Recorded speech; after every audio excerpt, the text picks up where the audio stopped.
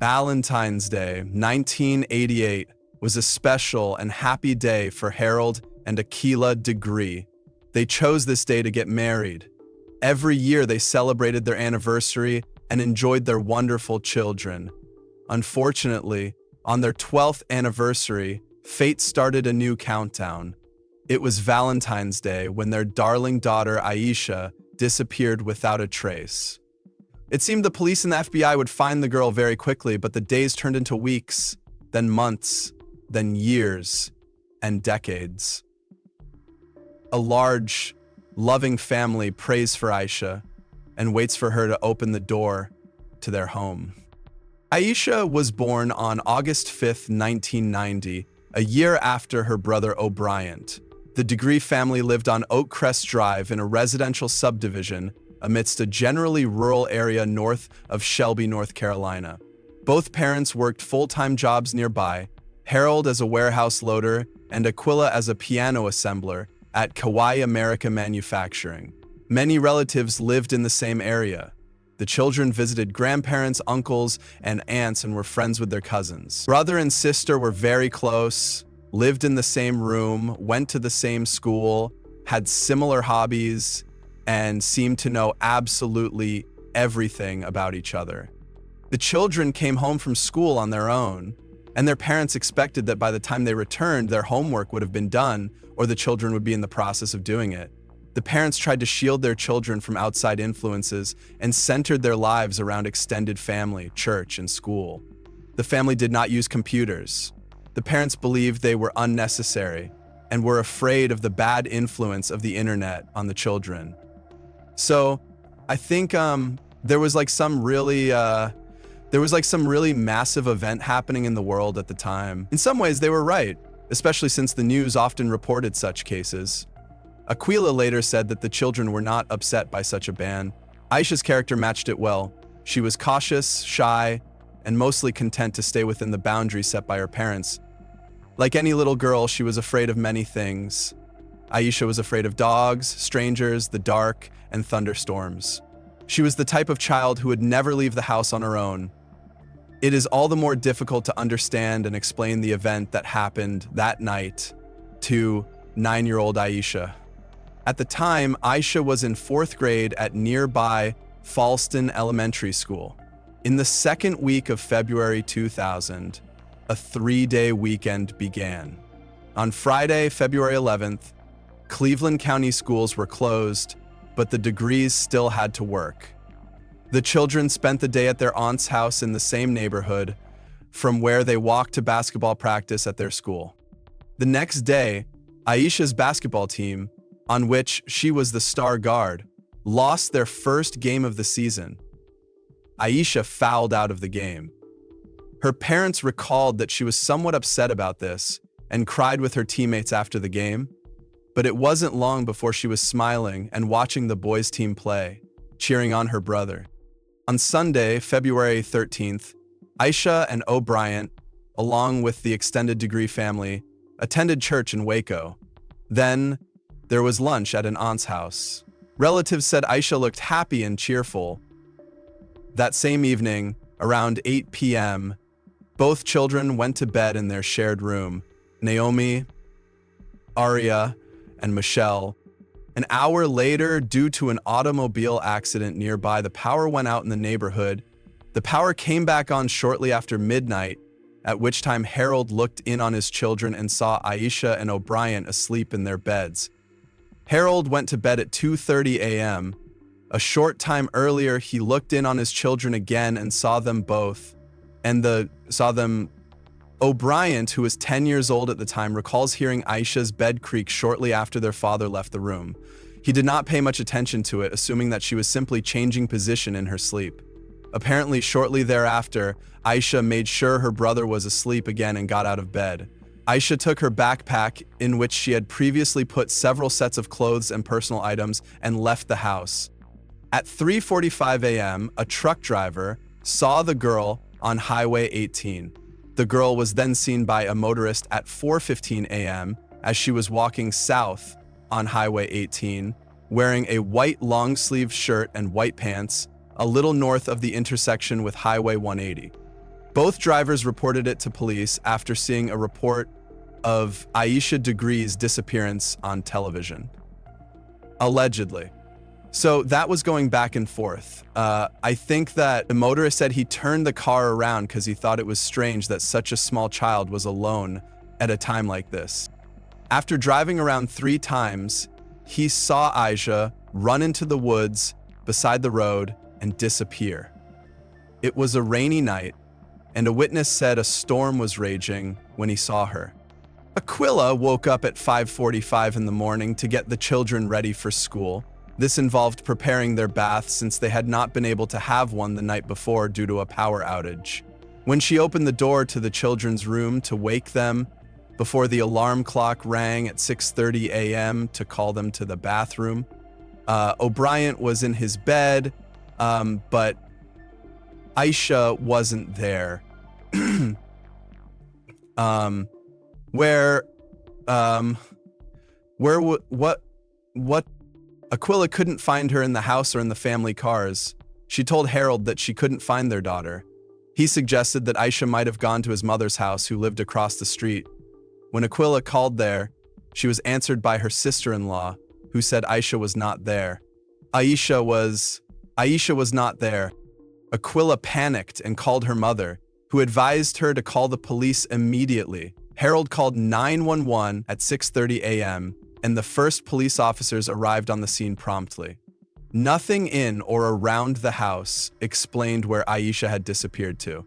There wasn't a single clue. Even the police dogs that were called in to search for her could not pick up Asha's trail. And Aquila went around the neighborhood calling her daughter's name loudly, and she said that by 7 a.m. all the neighbors were awake. Friends, relatives, and acquaintances put aside their business to help the police. Nearly 100 law enforcement personnel and volunteers combed the fields and forests near the child's home on Oakrest Drive. The pastor of their church, along with other local clergy, came to the Degrees' home to support the family. And when they entered the Degrees' home, support the family. By the end of the day, only a glove had been found, which Aquila noted did not belong to her daughter, as no items of winter clothing were missing from the house. Thanks to local news coverage of the event, 2 drivers who saw the girl on the road in the morning reported their observations to the police. On February 15th, candy wrappers were found in a shed not far from where Asha was last seen running into the woods. Nearby were a pencil, a green marker, and a yellow bow, which, as it turned out, belonged to the missing girl. Also found was a photograph of an unknown black girl about the same age as Asha. This was the only lead discovered during the initial search.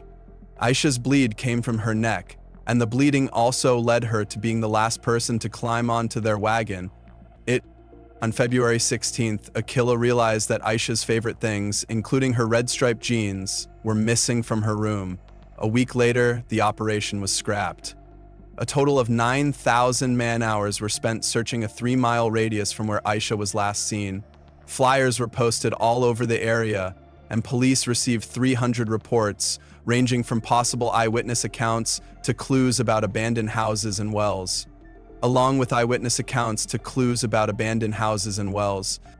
Where Asha could be, we still don't have any solid leads, the sheriff's office stated at a news conference, and urged the media to keep covering the case. At a press conference on February 22, 2000, it was stated that a large-scale search for Asha was going to be conducted. The Federal Bureau of Investigation and the North Carolina State Bureau of Investigation got involved, adding her to their databases of missing children. And likewise, adding her to the databases of missing children. Based on what Aquila said about Asha taking items with her, investigators speculated that she had been planning the departure and preparing for it for days before her disappearance. She doesn't fit the profile of a typical fugitive, an SBI agent noted. Another expert from the National Center for Missing and Exploited Children noted that most children who run away from home are at least 12 years old. The FBI agent also pointed out that there were no problems she could have been running away from, such as a dysfunctional family or poor school performance. Although investigators did not understand the reasons for Asha's leaving, They believed the girl may have been abducted. The media attention went nationwide. Reports about Asha Degree were featured on The Montel Williams Show, America's Most Wanted, and The Oprah Winfrey Show. In March 2000, police erected a life-size color billboard with Asha Degree's image and identification on Highway 18 near where she was last seen. In May 2000, NASCAR driver Travis Kvapil placed Asha's image on the hood of his car during a race in Concord, North Carolina, which was broadcast live. And on August 3, 2001, during construction work on Highway 18 in Burke County near Burke County, about 26 miles north of Shelby, Aisha's backpack and other belongings were discovered. They were wrapped in 2 black garbage bags. The worker who found them said the backpack had Aisha's name and phone number on it. The FBI sent it to a lab for further examination, but the results of that examination have not been made public. So, Aisha's backpack and extra square foot of ground came during the walk, and the results of that examination have not been made public. A prolonged silence on the case followed. On the 20th anniversary of Aisha's disappearance, the FBI confirmed that the backpack contained a copy of Dr. Seuss's book, McElligot's Pool, and a t-shirt featuring the band New Kids on the Block. The t-shirt did not belong to Aisha, and the book was from her elementary school library. Squarespace frames remain the preference technology, which is why Aisha and her username took the first place pick. Haha, New Kids on the Block. The Degree family has taken steps to keep the memory of Aisha and this cause alive in the public consciousness. In 2008, they established a scholarship in her name for a deserving local student. They hold an annual walk to raise awareness and funds to help support the search. The walk starts from their home and ends at the missing person billboard of Aisha along Highway 18, not far from where she was last seen. Photos of Aisha, both real and those depicting how she may have appeared in later years, created by investigators to aid in the search, still adorn the Degrees' home. In February 2015, the FBI announced that FBI agents, Cleveland County Sheriff's Office investigators, and SBI agents were re-examining the case and interviewing witnesses. They also announced a reward of up to $225,000 for information leading to the arrest and conviction of the person or persons responsible for her disappearance. A community group offered an additional reward of $20,000. In May 2016, the FBI reported that Aisha could be seen getting into a dark green Lincoln Continental mark from the early 1970s, or possibly a Ford Thunderbird of the same era, on Highway 18. The car was described as having rust around the wheel wells. In September 2024, after a prolonged silence on this case, the Cleveland County Sheriff's Office and the FBI issued a search warrant in connection with the disappearance of Asha Degree. Investigators believed Asha Degree was killed and her body was hidden. 2 items from the backpack yielded forensic results linking Asha Degree's DNA to Anna Lee Dedman Ramirez, who was 13 years old when Aisha went missing, and to an Underhill man who was already deceased. Anna Lee Dedman Ramirez had 2 other sisters who were 15 and 16 years old in February 2000. Several search warrants have been issued for Dedman's parents, Anna Lee Dedman Ramirez, and several properties associated with them. The home of Roy Dedman, the father of Anna Lee Dedman Ramirez, on Cherryville Road, is approximately 3.5 miles from Aisha's last known location, near Highway 18 in North Carolina. His home and property were searched by law enforcement on September 10th and 11th, with police using drones, search dogs, and various experts. At lunchtime, June 1st, law enforcement entered the location and several of the victims, with police using drones, search dogs, and various experts. Several deputies between June. No human remains were found, but several items of interest were taken from the scene. Authorities seized a variety of computers, laptops, cell phones, and records from Roy Dedman's home. There was also a human tooth in a plastic bag that was retrieved, according to the search warrant documents. Yeah, okay, for sure. There are reportedly 29 automobiles registered in the name of Roy Dedmond. At least one of those older vehicles, a green AMC Rambler, was seized. The vehicle was similar to the car that Aisha allegedly got into. It is also known that Roy Dedmond's oldest daughter used this car in 2000. After that time, Philip left home to... Another target of the search was a nursing home called Northbrook Rest Home, located in Vale. The nursing home has been owned by Dedmond's parents for many years. Russell Underhill, whose DNA may match DNA found on Aisha's belongings, lived for 2 years at the Northbrook Rest Home. Underhill died in 2004. Underhill died in 2004, said Gwen. Her brow drooped as she said it. The connection between Underhill and Asha Degree has not been established.